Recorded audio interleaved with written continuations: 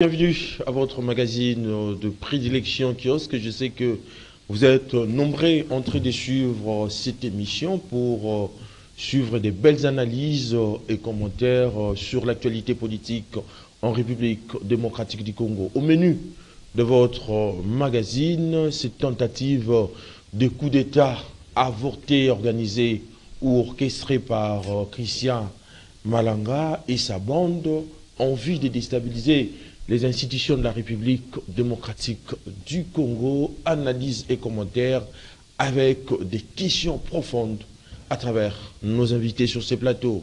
D'abord, Kiosque a le réel plaisir de recevoir ce jour le docteur Kankonda. Il est membre de l'Union sacrée pour la nation. Vous êtes le bienvenu sur Kiosque.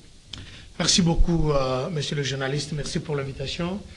Merci à Congo CCTV qui nous accorde encore une occasion de pouvoir parler de la République. Je profite de l'occasion pour saluer les co-débatteurs, l'ami Gandhi qui ça fait très longtemps et l'autre co-débatteur. Mais permettez-moi quand même de faire une petite dénonciation parce que là ça devient de trop. J'en interpelle à monsieur le général Kilimbalimba que j'avais soutenu quand il a pris le poste. Et là, je pense qu'il y a une goutte d'eau qui a pu déborder des vases. Qu'est-ce que cela veut dire? Ce matin, on a été agressé au niveau de Memling par quelques policiers.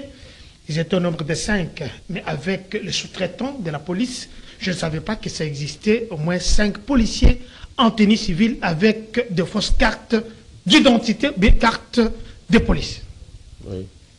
Je me suis posé la question, c'est vrai qu'ils ont interpellé un motard, nous savons tous qu'il y a interdiction que le Quels sont les mobiles qui ont prévalu? Pardon? Quels sont les mobiles qui ont prévalu? Je vous ai dit qu'on a vu un motard, oui. Donc ce qu'on appelle les Wewa, qui venaient d'être interpellés virulemment. Je posais la question, pourquoi ces gens pouvaient être très énervés? Oui. Parce que nous parlons ici de la police de proximité. La police de proximité, c'est la police qui doit poser des questions, interpeller les gens, pour lui dire les motifs pour lesquels on l'interpelle. Ce n'est pas avec la brutalité comme de mercenaires. Je vous dis, je assistais à ça ce matin, c'était grave. Oui. Il y a un certain adjudant qui s'appelle Alima.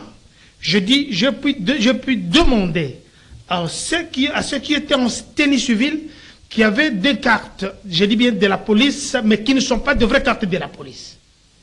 C'est qu'il y a l'insécurité. Et j'en interpelle aussi, même général Kilimbalimba, sur le rond-point de Juléry, il y a aussi le même système. Oui. Il y a sur l'avenue Kalembelembe, juste il y a un poste de police, mais le capitaine qui est là, même le major, n'est pas obéi par rapport aux gens qui sont en tenue civile, qui interpellent le policier, le paisible citoyen. Je parle bien, nous sommes au rond-point de Juléry.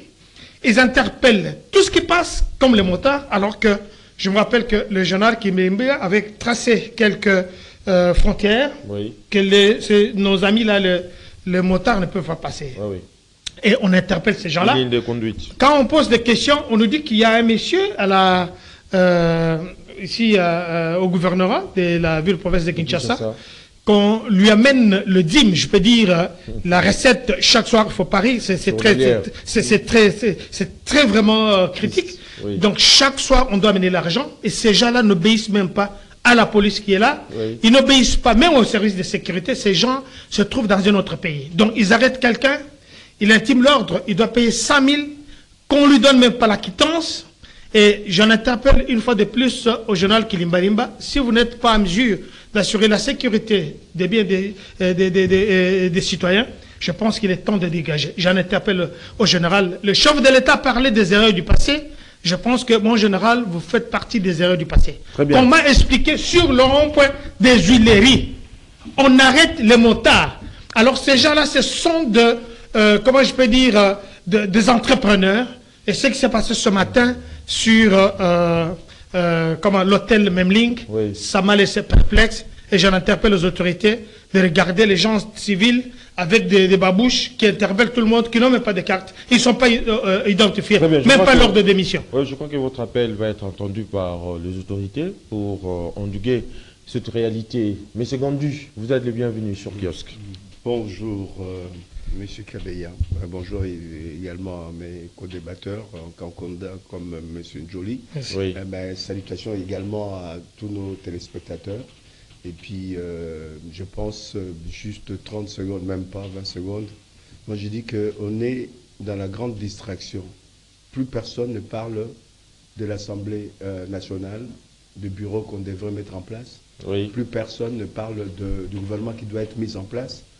Et 5 mois après que le président soit élu. Mais le président de la République avait ému le V de voir les présidiums de l'Union sacrée revoir ces tickets présentés pour l'élection du bureau définitif. Ça pose un problème pour notre République et les citoyens sont pris en étau, dans le sens où ils ont voté pour le président de la République dans une très grande majorité que tout le monde a reconnue.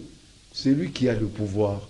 Mais comment est-ce qu'aujourd'hui, le président qui a été élu largement par la population, ne me parlez pas de constitution, je vois comment vous me regardez, largement élu par nos populations, et puis qu'il soit dépendant de quelques députés pour pouvoir mettre en place des structures qui peuvent gérer le pays qui est en retard. 64 ans de retard, ça pose un problème. Donc je ne comprends pas que l'union sacrée, qu'il se disait union, donc l'unité. On ne peut pas prendre n'importe qui en fermant les yeux, puisque on prend Kakonda sur de l'union sacrée, ou on prend Joly de l'union sacrée, personne ne peut remettre en cause, puisque c'est l'union sacrée. Pourquoi maintenant on va compartimenter les gens qui sont dans l'union sacrée? Donc moi je dis, on nous a vendu n'importe quoi. Oui. Mais c'est du n'importe quoi. Nous on attend le gouvernement, on attend des actions, on attend la correction des erreurs passées. Très bien. Voilà. Bonbon Joly, salut. Oui, salut, cher Eddy, salut à nos co-débatteurs. Je peux rebondir par rapport à l'intervention du docteur. Vous savez, l'État est défini comme une entreprise à caractère institutionnel et la démarcation entre l'État et les entreprises traditionnelles, c'est au niveau de la violence.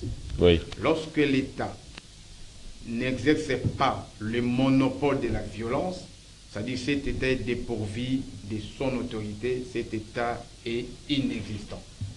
Et l'État se matérialise par rapport aux signes, c'est-à-dire les drapeaux. Donc il faut une violence même dans un État démocratique. Non, c'est légitime, c'est ça l'État, papa. C'est-à-dire on a créé la police pour sécuriser les biens et les personnes, mais lorsqu'il y a du désordre, la police met de l'ordre. Donc c'est vraiment quelque chose qui n'est pas bien par rapport à la RDC actuelle. Et donc moi, je pense que le docteur a tout dit. Le numéro 1 de la ville de Kinshasa doit mettre un accent cadencé parce que ce n'est pas intéressant. Et surtout que, vous savez, la police vit avec la population. Le recrutement de la police pose aussi un problème. Comment vous pouvez plutôt gérer un problème avec les problèmes? Le recruter, nos policiers d'aujourd'hui, hier étaient des colonels. Pensez-vous quelqu'un vous avait tiré chez les colonels, fait travailler contre les colonels? Donc il faut une réforme quand on Il faut une réforme des recrutements. Donc voilà. Oui, très bien. Gérard Lem, vous êtes le bienvenu sur l'émission Kiosque. La symbolique. Oui. Merci pour l'invitation, Eddy. Oui. Aussi, je profite de l'occasion pour saluer tous les invités comme moi ici et les téléspectateurs également. Très bien. Je crois que notre décor est planté. On peut devoir commencer avec notre émission. Monsieur Gondi, je commence par vous pour ces premiers tours des tables.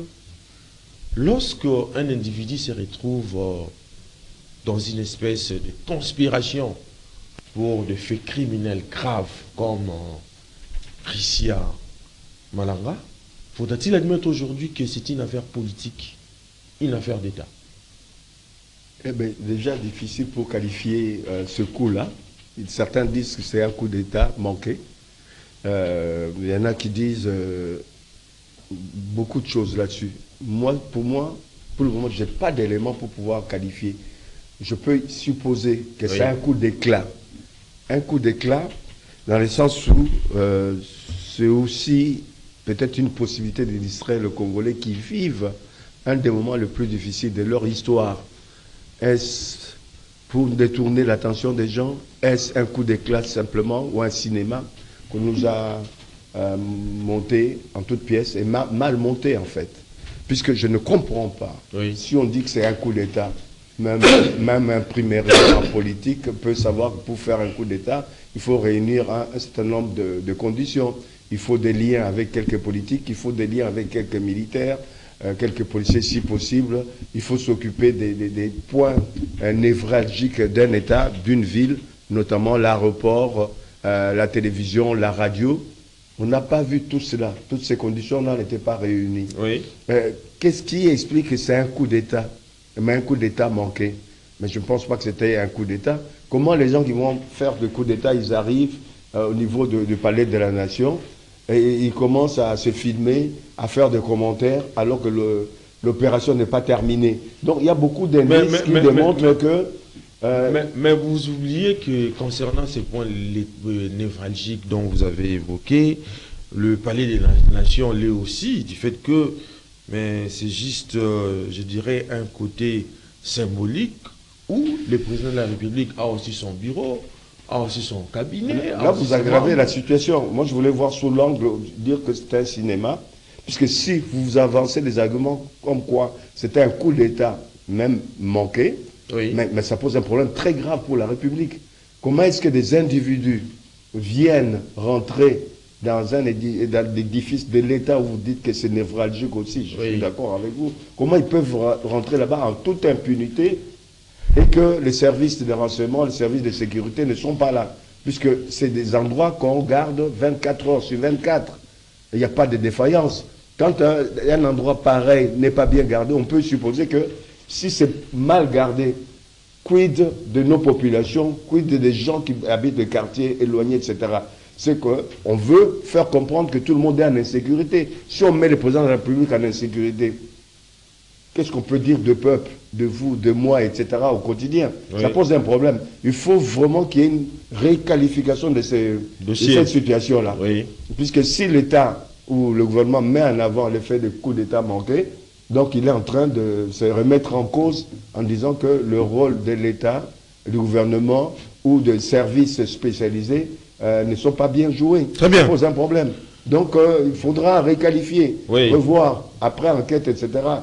Un coup d'État, c'est un gros mot. Hein. Pour Joly, je reviens à vous. Vous avez suivi l'argumentaire de M. Gondi. Ces événements ont suscité une série d'interrogations et de spéculations sur notamment les véritables intentions et les répercussions potentielles de ces attaques. Vous ne voyez pas que ces événements mettent en lumière, comme l'a dit M. Gondi, la fragilité sécuritaire, les tensions politiques internes et les enjeux géopolitiques auxquels la République démocratique du Congo est confrontée actuellement?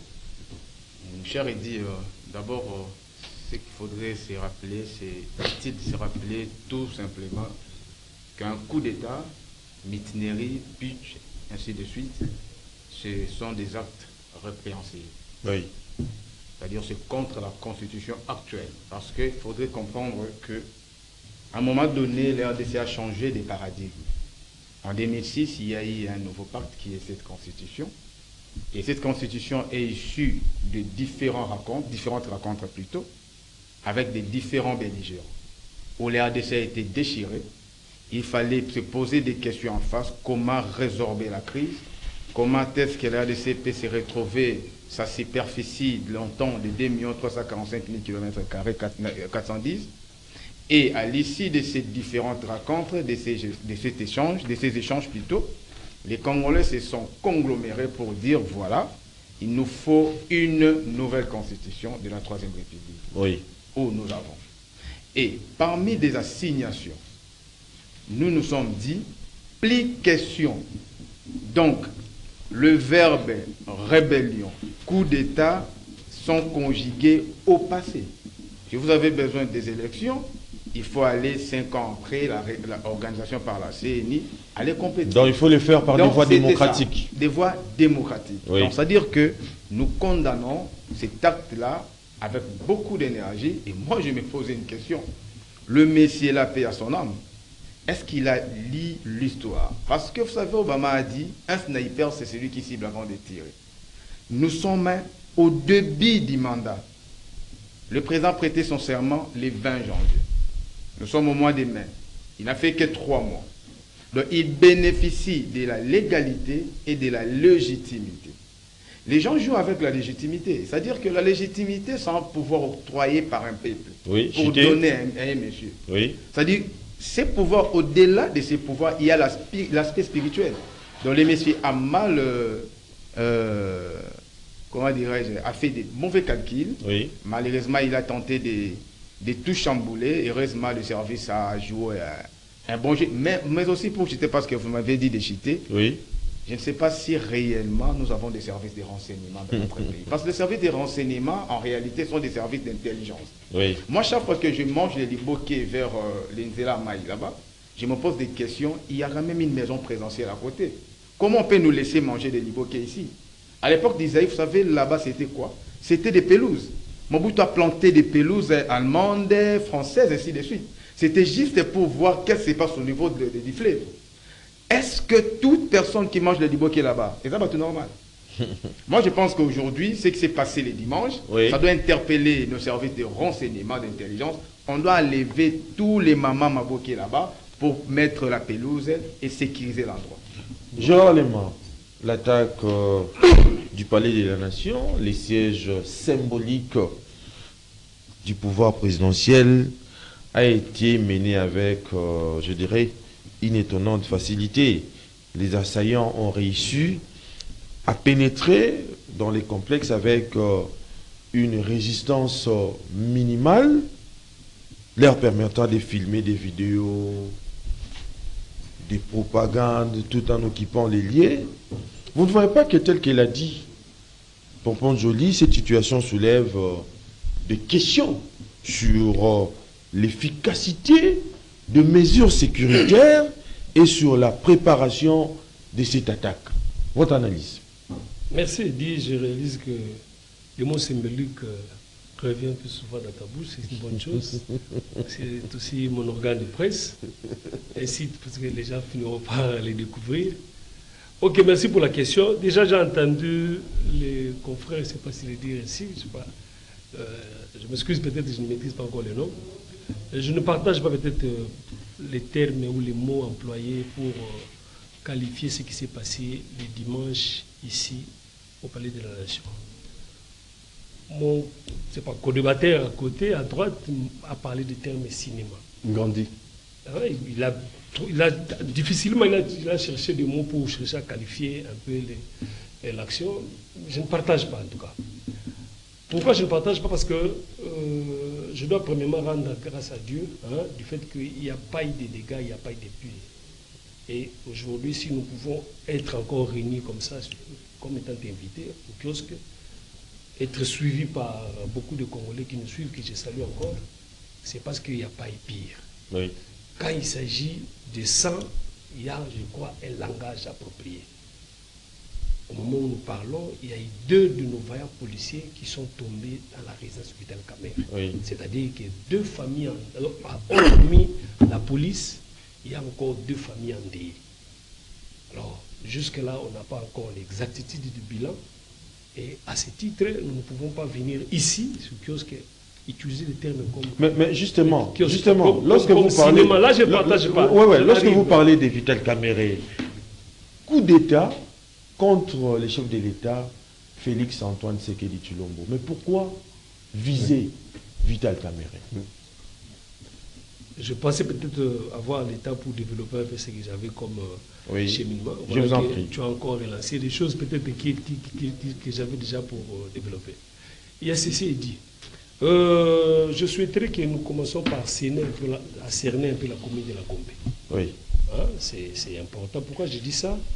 Il y a certains paramètres peut-être que je vais révéler ici qui seront liés avec, qui vont déboucher avec ce que nous avons comme sujet d'actualité. Gombe, la partie où il y a le camp Tchatchi, où il y a peut-être le boulevard Tchatchi, s'il faut vérifier dans la tarification foncière, je crois que 1 mètre, donc 1 mètre carré, coûte $1 500. Dans la commune de la Gombe. La partie là. Quand vous êtes maintenant de l'autre côté du boulevard, c'est 1000 $. Oui. Les mètres. Alors, je me rappelle encore d'une phrase qui disait, paix à son âme, Gaïta Kakouji, que les gens connaissent un peu, il disait à ses gardes, quand vous êtes à Gombe, je préfère que vous restiez dans le véhicule parce que je suis dans la partie la plus sécurisée de la République, pas de la commune, la partie sécurisée de la République. Il y a beaucoup ignorent peut-être. Quand vous êtes sur Batete là, quand vous êtes sur Simat, quand vous êtes, c'est pas tout le rond-point Tchatch là, vers ISP Gombe chez les filles, tout ça, ça s'appelle la zone présidentielle. Oui. Et sous Kabila, vous ne pouvez jamais entendre une balle crépiter. Ah, c'était barricadé, hein? Non, non, non, je parle d'une balle barricadée. Ce n'est pas barricadé. Pour tirer, on n'a pas besoin d'être dans la zone. Tu peux être au sein même de l'ISP, vous tirez. Pourquoi je relève ça? Il y a beaucoup à dire sur cette affaire. Alors, beaucoup à dire. Quand vous prenez tout le parcours de Christian Malanga, ça me rappelle même son feuilleton, ça me rappelle un film français qu'on appelait, un acteur français qu'on appelait, je crois, Jean Delors. Hein, Jean Delors.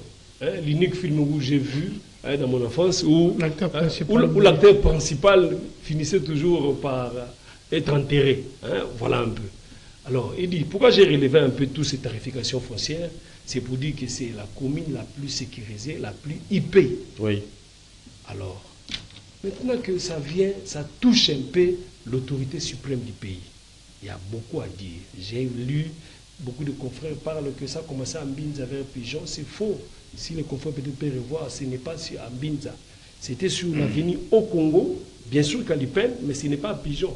Au Congo, dans l'espace moment où, ça circule dans les vidéos, où on a trouvé les armes d'assaut, on a trouvé des drones militaires, on a trouvé des tenues militaires. C'est là peut-être que tous ces groupes siégeaient. Alors que l'endroit, il faut le rappeler, c'est un espace commercial. Oui. Où il y a les billards, où il y a un peu de tabac, les karaokés au consort. C'est là qu'ils logeaient. Il y a aussi quelques chambres là. Aujourd'hui, là où je vous parle, les gars, c'est sous contrôle. Mais pourquoi depuis longtemps là, nos services de sécurité n'ont pas pu détecter cet endroit? C'est là que il a fallu quelqu'un exactement provenant de quelque part. C'est là que je ne partage pas cette légèreté de qualifier un peu nos services de sécurité. Ils méritent de les louer ici. Ils méritent toutes nos félicitations ici. Pourquoi il dit? La chose que nous ignorons ici, c'est que nous ne savons pas quand est-ce que ces services étaient informés sur le coup. C'était en amont ou en après. C'est toute une question à pouvoir se poser. S'ils se sont préparés en conséquence, je dis, je ne sais pas, moi j'ai eu à étudier au collège Moboto. Oui. Hein? Mon enfance me donne un peu l'histoire de cette commune-là. Il nous arrivait d'oublier nos cartables sur l'avenue Justice. Demain, vous le trouvez. Ceux qui ont étudié sur l'école, ils savent de quoi je parle. Et régulièrement. Ce n'est pas parce que l'enfant a oublié son cartable et que demain, n'importe qui peut le ramasser. Aujourd'hui, là, c'était à l'époque, peut-être parce qu'on a... Bien sûr que oui, la misère... Mais aujourd'hui, ça ne sera pas le cas, en fait. Bien sûr, c'est pour te dire que quand je parle de cette commune-là, je me fais l'idée. Je me fais l'idée.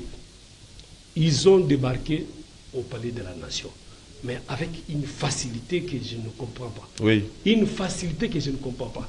Alors, j'ai eu, comme étant journaliste, déjà à faire des recoupements, à vérifier ça et là, bien que la sécurité n'aime pas nous donner un peu des vraies versions, des vraies tactiques qu'ils ont utilisées. Mais au moins, j'ai fini quand même par comprendre quelque chose. L'équipe qui est venue, l'équipe de Christian Malanga, qui est venue de Mbinza, curieusement, vous venez avec un tel coup et vous prenez un esprit de vie. Je ne sais pas, peut-être. Pour moi, en tout cas, ce sont des civils. Des amateurs.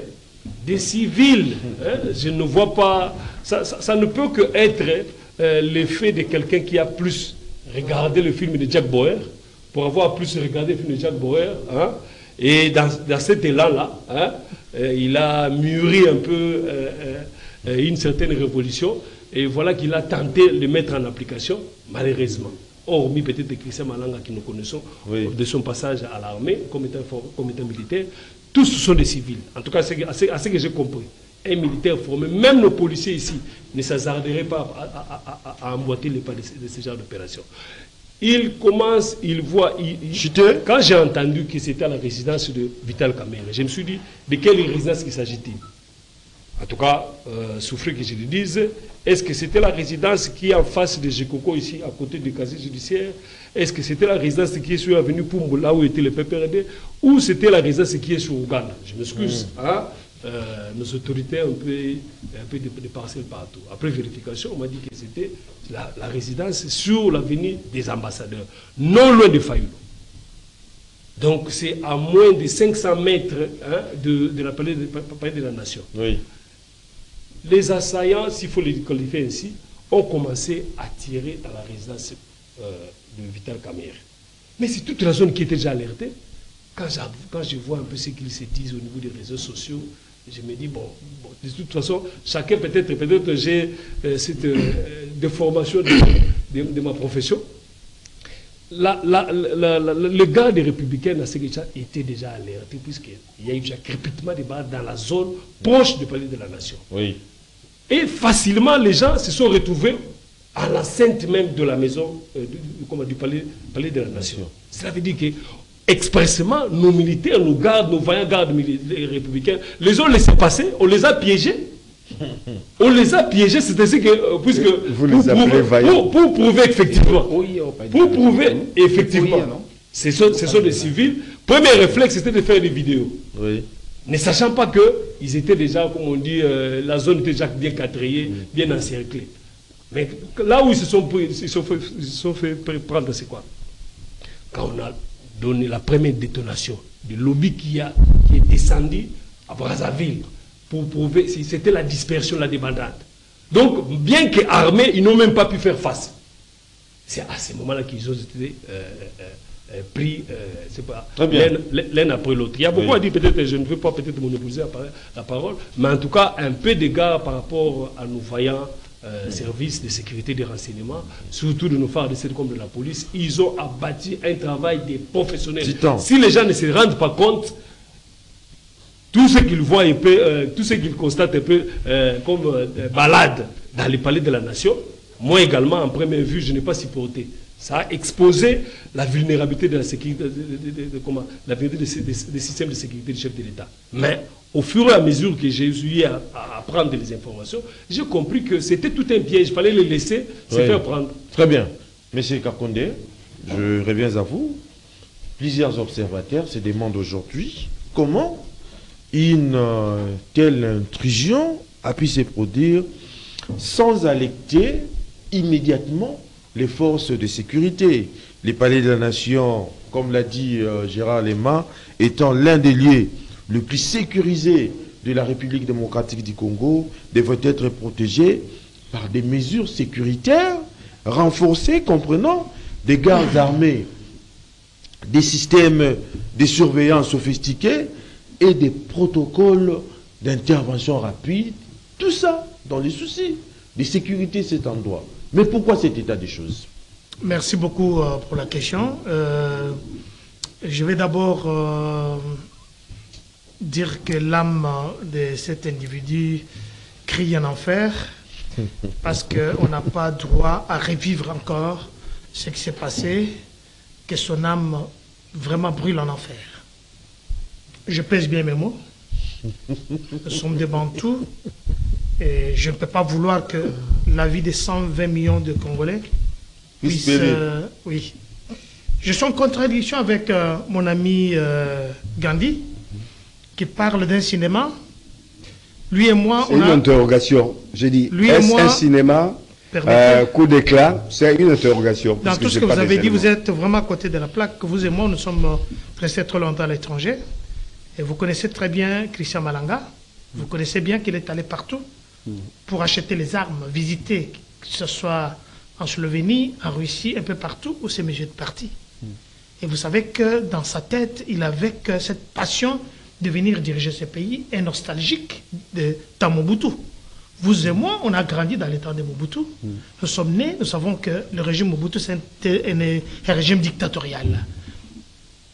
Nous sommes aujourd'hui le 20 mai, c'est une date symbolique pour nous qui avons qui avaient fait les études dans les temps de Mobutu. Le 20 mai, c'est 1967, c'est le jour où un père parti-État a été créé, le chef de l'État Mobutu, le Tout-Puissant, Et quand ces gens viennent en ce moment chercher à faire le coup d'État, et vous appelez ça un cinéma, je vous dis que peut-être vous n'avez pas bien choisi les mots. J'essaie de réfléchir. Oui. Quand vous regardez dans le background de ce monsieur, vous verrez qu'il a toute une maison, une chambre où il y a les armes sophistiquées. Le monsieur était aux États-Unis, où il ne résidait plus. Pourquoi? Parce qu'il avait quand même trouvé l'œil de l'un de ses voisins. Il habitait aux Swaziland. Le monsieur a essayé même d'initier son fils dans ses lourds, dans ses futurs, tout à fait probables. J'essaie de réfléchir. Je voudrais ici que les têtes puissent tomber. Je vais parler du système sécuritaire. Je vais féliciter... Là, vous faites allusion au ministre de l'Intérieur. Mais lui n'est pas épargné. Comment expliquer que quand vous me dites Palais de la Nation, oui, et que le même soir, le ministre de l'Intérieur était dans la jouissance. Il est de l'autre. Il était dans une fête où, avec le chef de la sécurité du chef de l'État, ce jeune Tabou, que je connais personnellement, il y a une danse là qui montait comme ça. Alors je me pose la question. Oui. C'est moins d'un mètre et d'un kilomètre. Palais de la Nation, Pullman. Oui. La majorité des services de sécurité alloués à la sécurité du Palais de la Nation, ni du ministre, même les amis de Tabou étaient au Pullman, n'est-ce pas? C'est-à-dire que, je peux dire, tout un bataillon était là. Mais comment expliquer que ces gens ont eu la facilité d'entrer même en ville? Rappelez-vous qu'il y a le mausolée des musées qui est là en face. Nous ne savons pas encore si son corps est encore là ou pas. Peut-être ces gens devaient venir pour enlever ce corps-là et l'amener quelque part. Oui. Nous parlons quand même d'un ancien président qui est mort. J'essaie de réfléchir à haute voix. Deuxième moment. Comment Christian Malanga était recherché depuis 2007 dans les temps de Kabila? Il était pourchassé. Il y a même un mandat à son encontre depuis tout ce temps. Oui. Alors je me pose la question. Quand je dis que les têtes doivent tomber, c'est commencer par deux gemmes. C'est commencer par des MIAP. Oui. C'est commencer par l'ANER. Oui. C'est commencer par les services, la direction de la maison militaire du chef de l'État. Comment ils ont permis que cet individu puisse entrer, vivre quelque part, et qu'il n'y ait pas eu d'interpellation? Attention, des questions sécuritaires. Laissez-moi parler. Ce sont des questions très sensibles, mais oui, je dis ici, les têtes doivent tomber. Moi, ces gens-là, quand il s'agit de la sécurité du chef de l'État, parlez-moi de n'importe qui. Moi, je n'ai pas élu le ministre de l'Intérieur. Et à cette heure-là, il devait être où? Je parle d'un ministre de l'Intérieur. Mais il est dans les affaires courantes, donc... à Pullman, à 2 h du matin, en train de danser. Ça, ce sont les affaires courantes. Ça, ce n'est pas les Tshisekedi. Excuse-moi. Comment expliquer que ces gens sont entrés? Je peux être d'accord avec mon cher Gérard Lema, qui dit que peut-être on les a piégés pour qu'ils entrent jusque-là. Oui. Mais ils ont touché au symbolique. Le symbolique, c'est quoi? C'est le palais de la nation. Oui. Je ne sais pas si vous ne comprenez les mots. Je reviens parce que Gandhi, c'est quelqu'un qui est minutieux. Il est dans. Palais de la nation, cela veut dire quoi? C'est le symbole. Vous arrivez jusque-là, au bureau du chef de l'État, peut-être ils l'ont saboté, ils l'ont plastiqué. Comment savoir? Ils ont commencé à descendre le drapeau. Ils ont touché au symbole. Oui. Cela veut dire quoi? Brûler un drapeau d'une république. Je voudrais qu'on puisse comprendre. Analysons calmement. Et tous les services de l'ANER, ils doivent d'abord jouer à l'anticipation. L'anticipation, c'est avant que le fait arrive, ils doivent savoir. Ce monsieur est entré ici par où? Il a contacté qui? Il était avec qui comme ami? Parce que quand vous suivez une vidéo, il y a un monsieur qui dit qu'ils ont quitté Congo central pour arriver jusqu'ici. Mais avant d'arriver ici, ils ont quand même dû passer par Kassangoulou. Est-ce qu'il n'y a pas moyen d'instaurer un couvre-feu? Est-ce qu'il n'y a pas moyen de commencer? Permettez, ils ont pris beaucoup de temps. Ce que j'ai dit, c'est très important. Je dis que ça soit déniable, les têtes doivent tomber. Oui. J'insiste encore. Les têtes doivent tomber. Comment expliquer que nos ennemis d'hier ne seront jamais nos ennemis d'hier ne seront jamais nos ennemis de demain? Alors, on se pose la question. Quand ils sont arrivés, le monsieur, il a des armes sophistiquées. On se pose la question sur le plan sécuritaire. Ces armes sont arrivées comment? Sont entrées comment ici au Congo? Ces armes-là. Ces armes étaient logées où? Et puis comment on peut permettre que la famille de cet civique puisse, on peut le laisser jouir calmement ou bien rendre visite, faire le deuil. Mais si c'est la vérité ici, parce que le chef de l'État, des fois, il travaille même à 2 h du matin. C'est son bureau. Car quand ces gens-là sont arrivés là-bas, on nous parle bien qu'ils sont d'abord passés chez Caméré. Mais quand vous suivez bien la narration de l'un des assaillants, il dit qu'ils sont allés d'abord chercher la première ministre. Oui. Comme ils n'ont pas trouvé chez elle, ça c'est plus grave. Ils sont allés chez le ministre de la Défense, Jean-Pierre Memba. Heureusement, il n'était pas chez lui. Oui. Ce n'est pas moi qui l'ai dit. Apparemment, il y a eu quand même le service, les caméras de sa maison qui ont dû filmer tous ces individus-là. C'est ainsi qu'ils sont allés chez Caméré. Mais rappelez-vous ici, M. Ngandi, dans les mêmes termes de cinéma que vous parlez, nous avons perdu 2 voyants qui sont allés au travail comme toi et moi. Ils sont allés pour travailler, mais ils ne rentrent pas. Ils ont laissé les enfants, ils ont laissé les veuves aujourd'hui. Très bien. Comment on peut permettre? Il mise au point, je m'excuse. Ils ont par rapport. Je peux chuter? On est buté. Il a chuté 4 fois déjà. Non, on est buté par l'État, chuté comme ça. Alors, ce que je veux dire ici, oui. Les têtes doivent tomber. Je voudrais que le chef de l'État ne puisse pas, excuse-moi l'expression, mais j'ai quand même le droit de le dire, il y a quand même un laxisme, quelque part. Dans les chefs de nos services de sécurité, ce n'est pas tous ces gens que je vous ai dit tout à l'heure qui sont en train de traquer les motards au lieu de chercher des vrais inciviques qui marchent, qui circulent avec les armes en pleine ville. Oui. Et ça, c'est inacceptable. Très bien. Mais c'est qu'on dit. Moi, je ne suis pas du genre à donner des confirmations dans ce genre de situation.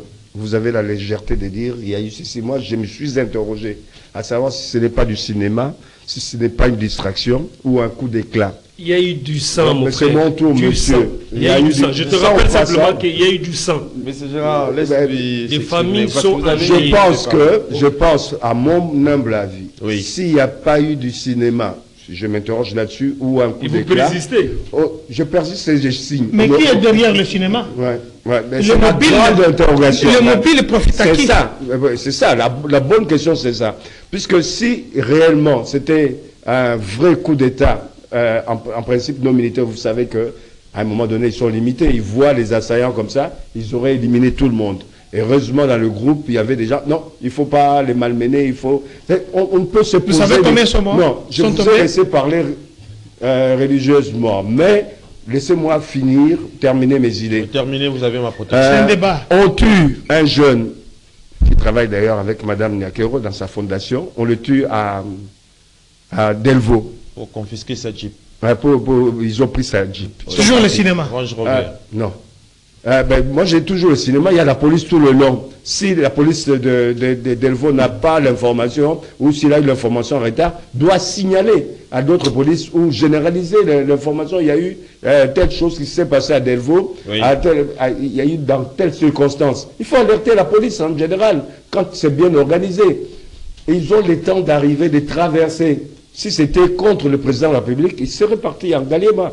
Ils ont laissé Galiema, mon Galiema où il y a la présidence de la République, ils passent directement au niveau du Parlement. Vous ne vous posez pas de questions. Ils vont chez Caméré. Le palais de la nation, pas le Parlement. Il faut préciser les choses. Ouais, le palais de la nation, oui. Je voulais dire. Ouais. Donc, ils passent chez... Non, vous prenez des gens pour les imbéciles. Ils passent chez Caméré. Ils rentrent chez Caméré. Ils ne vérifient même pas les chambres pour aussi rechercher Caméré. Caméré, à cette heure-là, est où? Qu'est-ce que j'ai dans sa chambre? Pourquoi ils ne sont pas rentrés dans la chambre, retrouver Caméré? Ils n'ont pas pu accéder. Comment ils n'ont pas pu accéder? Ils n'ont pas éliminé des choses. Non, ils n'ont pas cherché, ils étaient armés. Ils n'ont pas cherché à voir Caméré. Ils sont repartis. C'est pas vrai. Sans problème. Quand il y a un goût sur quelque chose qui... Non, mais on doit s'interroger. Il faut laisser le temps au temps pour que les enquêtes soient menées. Puisque tel que vous... Donc, arrêtons alors d'en parler. Que vous défendez... Arrêtons alors d'en parler. Donc, il faut en parler, il faut s'interroger. Si vous défendez ce que vous défendez, c'est que vous mettez à mal non seulement les services de renseignement, vous mettez à mal le service de sécurité et vous mettez aussi à mal le président de la République. Non. Vous direz que cette République n'est pas gérée ou bien gérée. Ça pose un problème. Je me pose cette question. Si l'un de ces policiers qui sont morts à la résidence du VPM Vital Caméré, était ton petit frère. Non, moi je m'excuse, je pose une question. Non, mais c'est moi qui ai la parole. Souffrez que je pose une question. D'accord, ben je répondrai. Il sait qu'il soit votre petit frère. Vous répéterez les termes cinéma ici. Non, moi je ne sais pas si c'est une question, puisque c'est une évidence que nous avons. Non, ne soyez pas, vous êtes trop bantou. Soyez raisonnable. Là, tu ne peux pas répondre. Surtout que, je vais répondre là, surtout que vous êtes de la presse. Quelqu'un de la presse ne confirme pas certaines choses. De la presse, on vous apprend, on nous apprend à nous interroger, à nous poser de bonnes questions. Comment? C'est ça, ils sont tombés sur moi, je regarde leur service. C'est vrai, il y a eu mort d'homme. C'est une évidence. Il y a eu mort d'homme. C'est pas parce qu'il y a eu mort d'homme que je ne dois pas me poser de bonnes questions. Oui.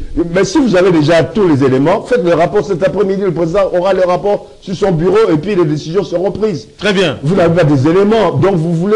Non. On a les éléments. On doit s'interroger. Et puis, les enquêtes doivent être menées pour savoir ce qu'il y a eu.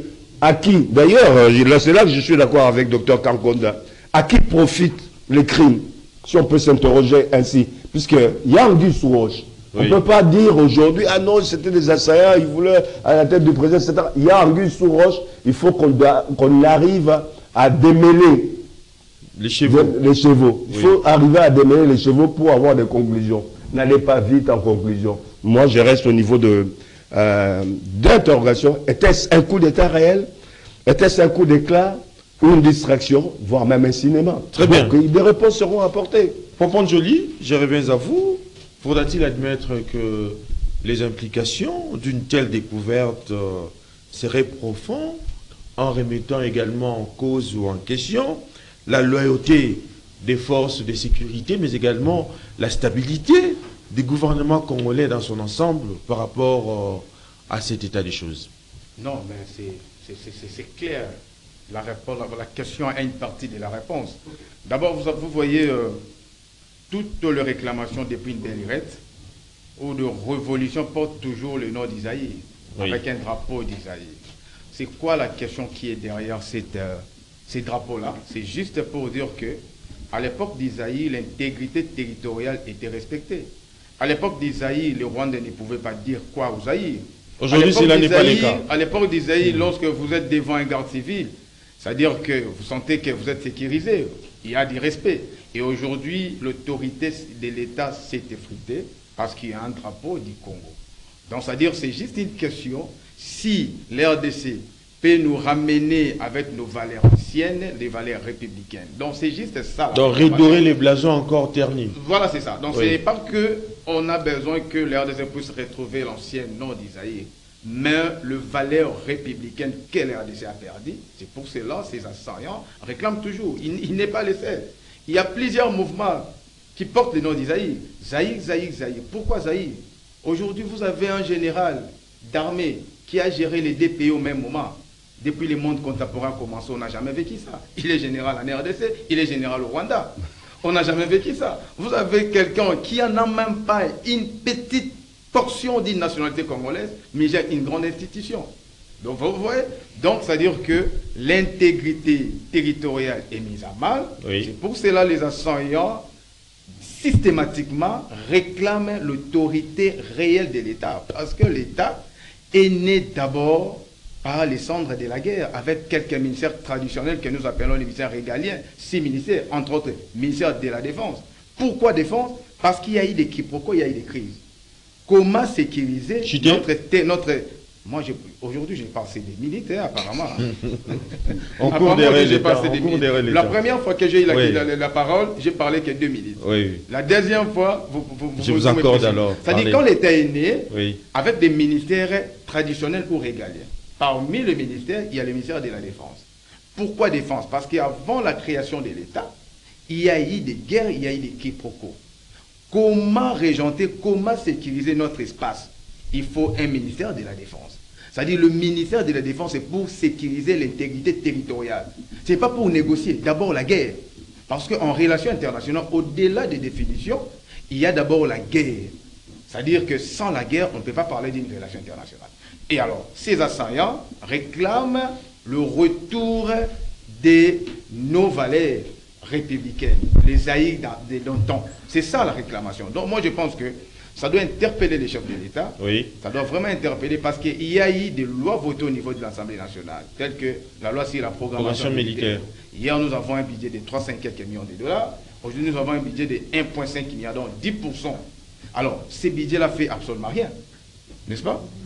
Parce que la politique, c'est la quantification. Prenez les budgets de 300 millions qui a été affecté à la défense. L'apport de la défense de ces moments-là, avec le budget de 1,5 milliard, si vous quantifiez, vous allez remarquer que non, tant mieux retourner avec un budget de 200 millions, 300 millions, parce que nous ne sentons pas vraiment la présence des FARDC par rapport à des vraies questions qui régentent la société congolaise aujourd'hui. Très bien. C'est vraiment humiliant de voir à tout moment, nous perdons des villes chaque jour, comme si c'était des récitations. Et ce qui s'est passé les dimanches, ça doit vraiment interpeller. Vous avez parlé, je cite pour dire ceci, vous avez parlé de Vital Caméré, il y a une inquiétude chez Vital, chez Bemba et puis chez Madame Judith Toloka. Vous savez pourquoi on dit dans la Constitution le pouvoir discrétionnaire du chef de l'État? C'est-à-dire c'est un pouvoir qui est réservé au chef pour gérer la société, pour gérer les intentions. Parce qu'en sciences politiques, on dit ceci, c'est difficile de comprendre la personne parce que ses idées sont dans le corpus qu'on appelle la conscience. Il n'y a que la personne et Dieu qui peut dire, voilà ma conscience, je voulais faire ceci, cela. Et aujourd'hui, on a nommé Madame Judith. Faut pas monopoliser. Je cite par là. On a nommé Madame Judith Toloka. Un mois avant sa nomination, tout le monde est bien qui va nommer Madame Judith Toloka. Vous savez pourquoi on évite le rumeur? Parce que si on dit aujourd'hui, on doit nommer M. Edi Kabea, par exemple, le ministre de l'Intérieur. Moi également, j'avais besoin de ces militaires-là. Si j'ai les pouvoirs, je peux t'assassiner. Alors, au-delà de ça, pour protéger la personne qui va gérer une institution ou un ministère, le président doit garder ça dans les secrets d'abord par rapport à la protection. Aujourd'hui, tout le monde sait que c'est Vital qui sera le speaker. Et alors, ils ont créé... Ça peut être un ballon d'essai aussi. Même pas un ballon d'essai, ça va créer des ennemis. N'est-ce pas? Oui. Bemba peut-être sera demain le ministre de la Défense. Ça va créer des ennemis. C'est pour cela qu'on gère les secrets. C'est la gestion de l'État. D'abord, c'est la gestion des secrets. Très bien. Aujourd'hui, la RDC actuelle, tout ce qui se passe au niveau de nos institutions, et état-major Nabiso, tel sera le ministre, tel sera, mais ce n'est pas intéressant. Très bien. Monsieur Gérard Lemba, je reviens à vous. En outre, l'inclusion des mercenaires américains, anglais, tel qu'elle a dit, hein, les porte-parole de l'armée congolaise, dans cette attaque, vous ne voyez pas que cela ajoute une dimension internationale à cette affaire, permettant aussi aux autorités de pointer du doigt accusateurs aux influences étrangères? Vous ne voyez pas que par là, les autorités ont aussi un rôle hautement pédagogique à jouer qui consiste également à inculquer les sens ou les rôles du patriotisme dans les chefs de la population. Je commence par la didactique, je commence par la didactique comme vous l'avez relevé. Avant de toucher un peu peut-être l'essentiel de ta question, je souhaiterais un peu mettre une mise au point. Oui. Par rapport à certaines choses que j'ai entendues ici. On parle, en tout cas à ce qui me concerne, abusivement très mal du VPM de l'intérieur, Peter Kazadi. J'ai vu ça sur les réseaux sociaux pour dire qu'il était dans une fête au Pullman et que comme étant responsable en charge de la police et de la sécurité, il ne pouvait pas être là. Je le dis ici, j'ai regretté. Je suis en train de vérifier. J'aime pas relayer ce qu'ils nous disent, ce qu'ils disent des réseaux sociaux. Oui. En tout cas, ma profession m'oblige un peu à vérifier et à révérifier au besoin. Personne jusque-là ne nous a prouvé que le VPM était au Pullman. Aujourd'hui, avec l'Android, tout le monde devient presque un semi-journaliste. Et dans toute en fait, c'est quand même une figure assez connue, propre, comme un star, où les gens doivent les photographier. J'entends parler ce genre de déclaration pour dire que c'est le VPM qui était en fait, qui est en fait pendant le... En fait, il dit, je parle sous votre contrôle, oui. Qui est en fait au Pullman. Jusqu'à là, je peux dire que c'est faux et archi faux. Il ne faut pas profiter d'une situation pour commencer à régler des comptes alors que nous ne savons pas. Je parle comme étant un journaliste. Jusque-là, j'ai vu aucune photo de cette fête-là, aucune vidéo. Et tout le monde aujourd'hui a cette habitude-là de prendre des vidéos, des photos, pour nous prouver un peu, il s'agissait de qui, de quelle fête, de sa famille. On le saura facilement. Tout le monde est devenu presque journaliste. Moi, je ne partage pas aussi ce que le frère, je comprends un peu ce que le frère a dit, parlant de l'annonce de la première ministre Judith Toulouka. Je ne partage pas. Pourquoi? Parce que nous traitons l'information, l'actualité à la minute, s'il faut le dire ainsi.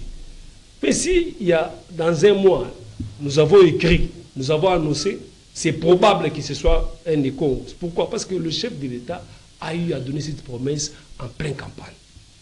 Et l'indice précurseur de sa désignation, c'est quand le chef d'État a reçu encore le chef spirituel Simon Kimbangu, je crois. Cela est venu réconforter, renforcer la thèse selon quoi il serait un écho. On ne parlait pas de Judith Toulouka. On parlait de Judith Toulouka. Je m'excuse, j'ai fait des articles sur ça. Moi également, j'ai fait un article.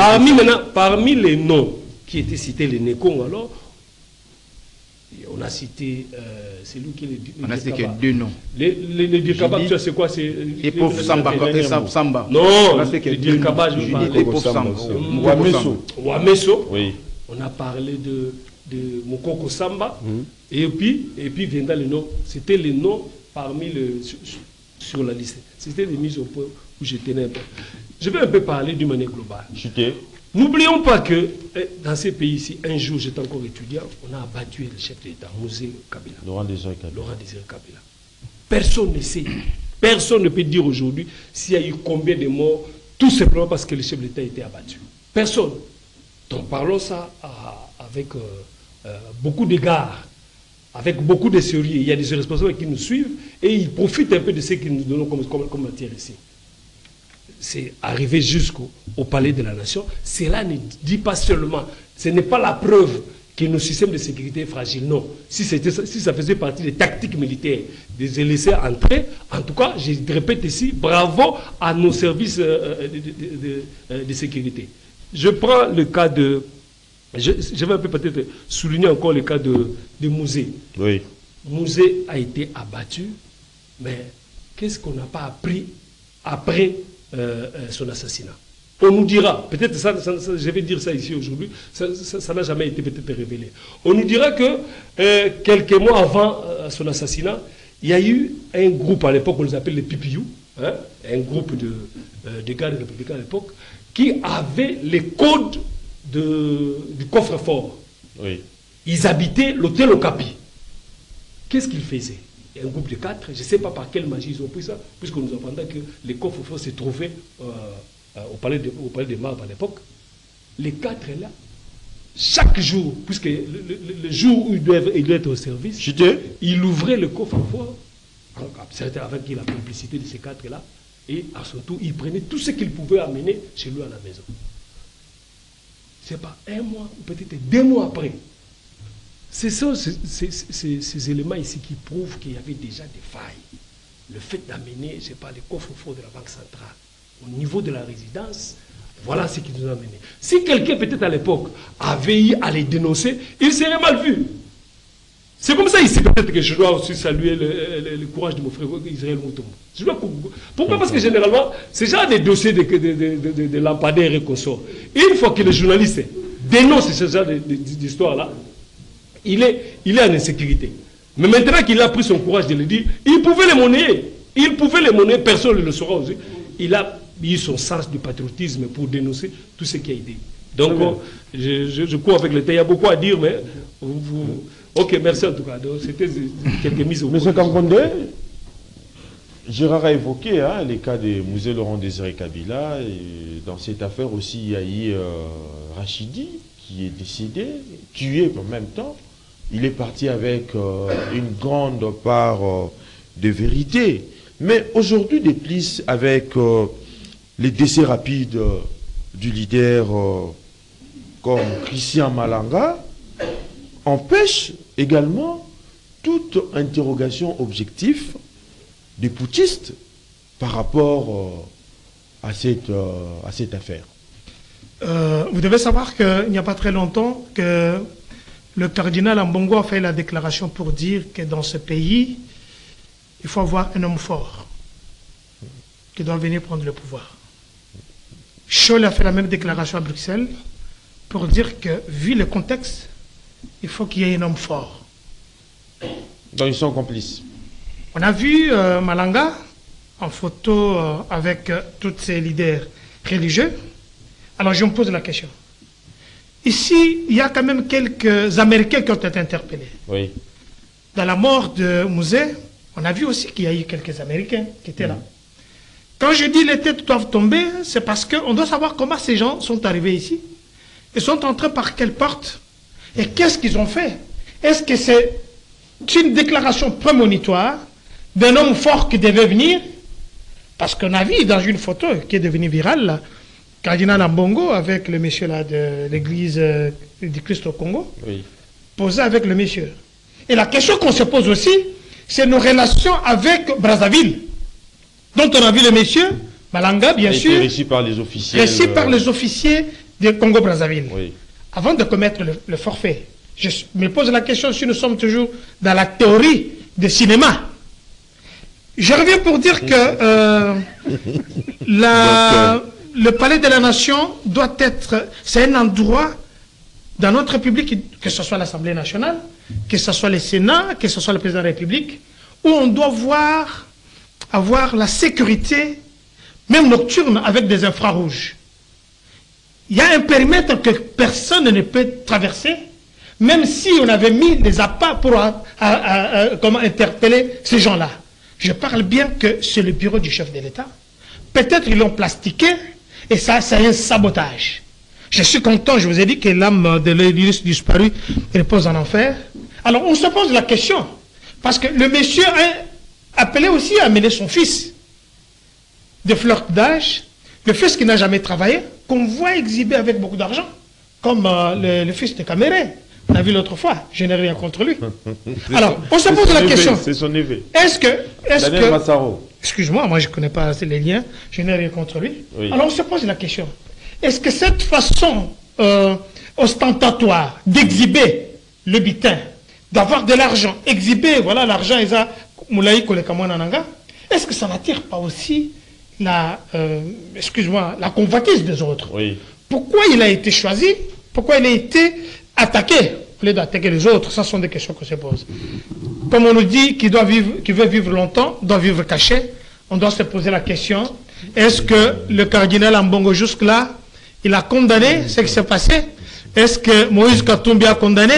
Est-ce que Martin Fayulu a condamné? Ils ont tous condamné. Au contraire, non. Martin Fayulu demande que la MONUSCO puisse l'assister, puisse être sous la sécurité. Katumbi et Ambongo ont condamné. Monsieur Katumbi ne me dit rien, il n'a pas participé, je ne sais pas s'il devait parler en quelle langue. Alors je me pose la question ici, si Martin Fayulu doit demander que les MONUSCO puissent venir le soutenir ou bien la sécuriser, alors quelle est la mission principale des MONUSCO? Alors je demande ici que le service, bien le périmètre du bureau du chef de l'État, c'est le seul de parmi nous qui doit être vraiment sécurisé, que ce soit son avion, que ce soit ses voitures, les périmètres de chez lui, parce que lui, il a parlé de quelque chose de très important, du côté du fleuve. Je ne vois pas pourquoi on doit mettre les Maléos là-bas, parce que ça, c'était le bas arrière où les gens devaient fuir, on les a arrêtés par là. À l'Élysée, devant l'Élysée, il y a des boutiques. Devant l'Élysée, il y a des boutiques de gens. Nous sommes arrivés à la fin de cette émission. Une Une émission vraiment très capitale pour édifier la population congolaise quant au putsch manqué orchestré par Christian Malanga. On se retrouve prochainement avec les autres invités, mais d'ici là, portez-vous bien et bonne suite des programmes sur Canal Congo Télévision.